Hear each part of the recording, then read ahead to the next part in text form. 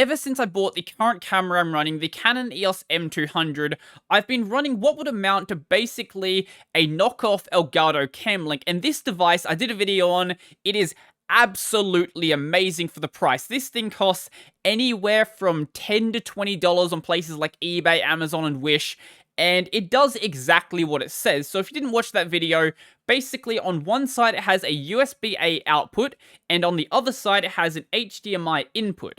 And then from my camera, I take the HDMI output from that, plug it into this device, plug the other side into the computer, and then it recognizes the camera as a webcam. But even though it's a really good device, being only $10 to $20, it does have some limitations. So the first obvious one is that it maxes out at 1080p 30 FPS, and my camera can do 4K 30 and then 1080p, I think 60, which is fine for me. I don't record most of my videos in 60 FPS, but having the 60 FPS option there, in the case of, say, a gaming live stream, would be really nice. Now, I could actually do 60 FPS on this at 720p, but I feel like 720p sort of defeats the purpose of having a nicer camera. But it does have a bit more of a subtle limitation, and that is in regards to the image quality. Now, this isn't the only one of these I own. I actually own a second one, but what you're seeing right now isn't actually being captured from one of these devices. What you're actually seeing it from is from my upgrade, the Elgato Camlink 4K, which looks a little something like this right here. Now, I'll show you a proper side-by-side between the two of them later, but I think you might already be able to see how much of a difference there is. So when you're looking for capture devices on Linux, there is something you do need to keep an eye out for. So none of these devices, whether that be the AverMedia Live Gamer Portable, the Elgato HD6DS, the Elgato Camlink, or really anything else out there, actually specifies that it has Linux support, but you'll find that all of these devices work perfectly on Linux. This isn't true for every single capture device, but for these ones in particular, the reason why they work is because they have UVC support, which is USB video class. Basically, what this does is allows the device to be recognized in things like, say, Zoom and Jitsi and Skype as a webcam. So a lot of these capture devices do actually have this functionality built into them, because especially with capturing, say, a camera, that's a really useful feature to have.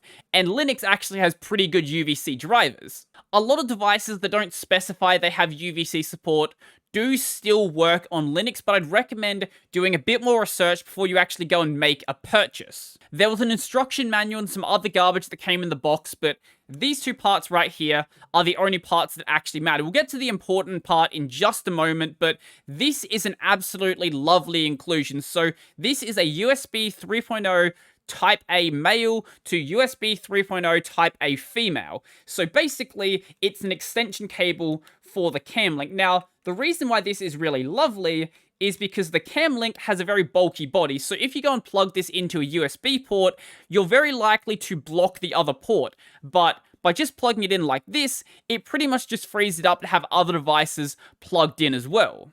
Now, this device specifically is the Elgato Camlink 4K, but there did used to be a 1080p model that had the exact same body around it. Elgato, I don't believe, actually makes the original model anymore. It was completely phased out in favor of the 4K model, but the original one actually had the same sort of resolution limitations that the knockoff does as well, so 1080p 30 and 720p 60. Now, being a 4K capture stick, I could technically record my camera in 4K. It wouldn't be seen on YouTube in 4K. It would be scaled down to 1080p, but that would make the image sharper. There are some issues with doing that, though. Right now, you're seeing 1080p on the Camlink, and to understand what's going to happen at 4K, you need to understand how cameras actually work a bit. So my camera has a crop sensor in it rather than a full frame sensor. Basically, this means that anything the lens can see, basically crop in on that, and that's what the result is going to be. And the crop factor is 1.6. So basically take the lens size, multiply it by 1.6, and that's the real image you're going to get. Now, when you go up to 4K, this means you're going to have another crop on top of the crop. So basically it's going to be lens size times 1.6 times 1.6, and that means that my 15mm lens at 1080p is actually going to be a 24mm lens, and then at 4K will actually be 38.4. And as you can see, that is uncomfortably close. Maybe for some people that would be fine. I could maybe make it work if I like put it directly in my face or something.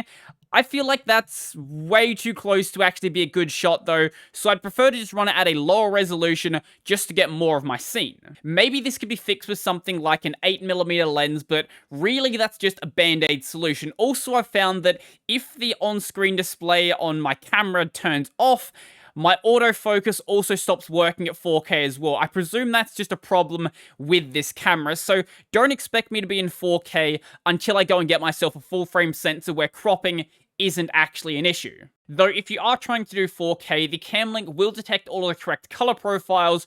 You'll probably just have to fiddle around with your settings inside of OBS to get it to work. The knockoff, on the other hand, not so much. A problem that a lot of capture cards have is overheating. So in my case, I usually bulk record my videos. So I'll be recording from about 10 AM to about 4 PM, which leads to a 6-hour window where the Camlink is just constantly outputting video. And I have had zero issues. Not a single issue. Yes, it does get like warm to the touch, but it's an electronic. That's sort of what I'd expect. It's not, hot or anything. It doesn't feel like the components are being damaged.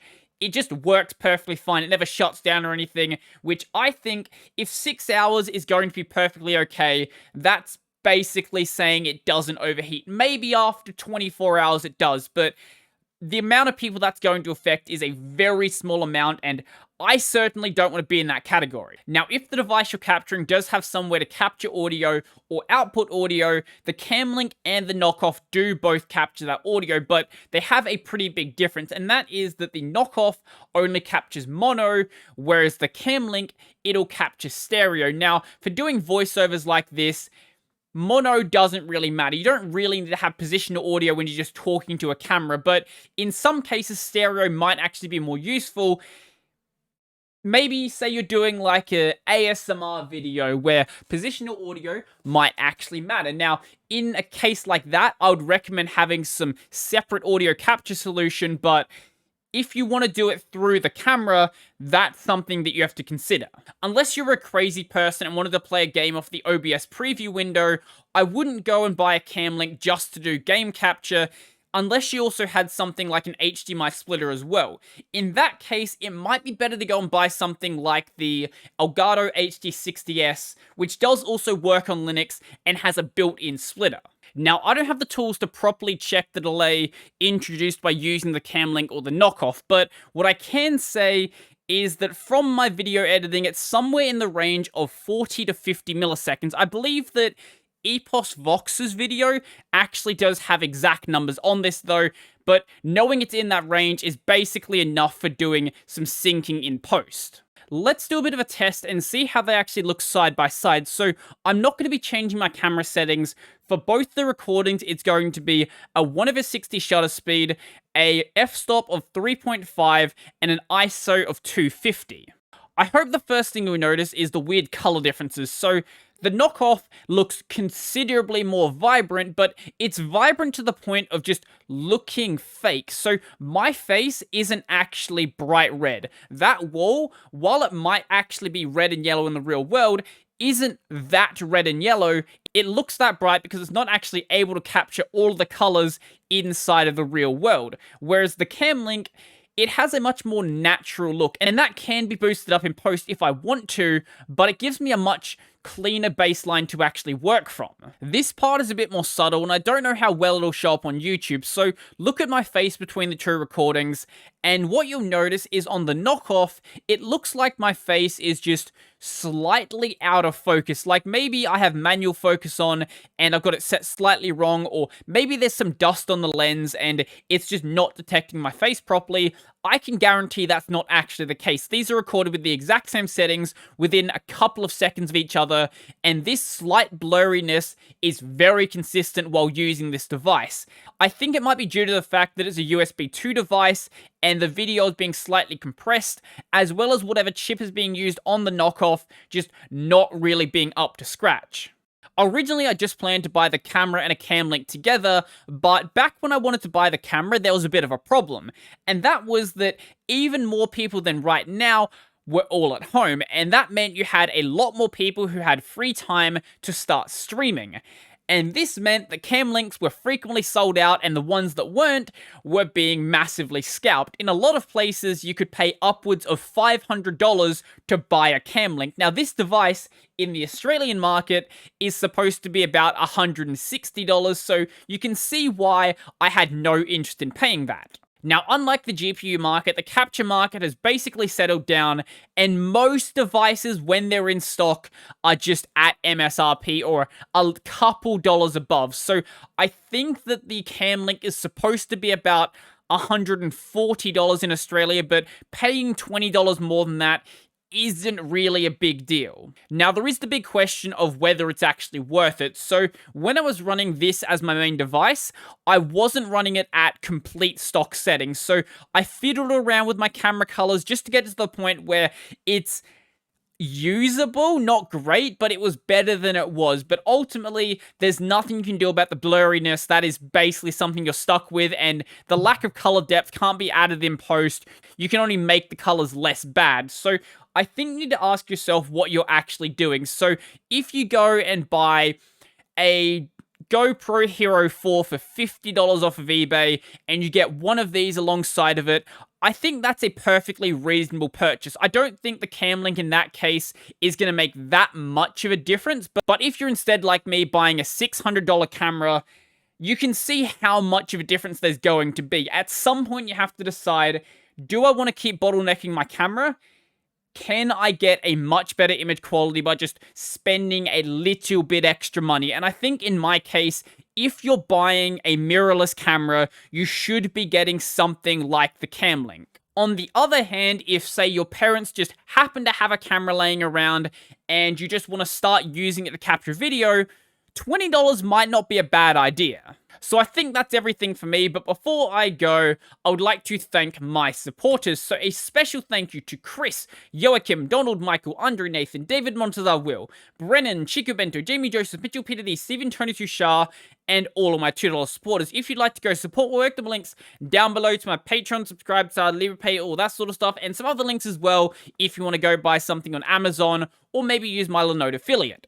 I've also got my podcast, Tech Over Tea, available basically anywhere, and then this channel is available on Odyssey and BitChute if you don't want to watch it on YouTube. So I think that's pretty much everything for me, and I'm out. This chair is really, really squeaky.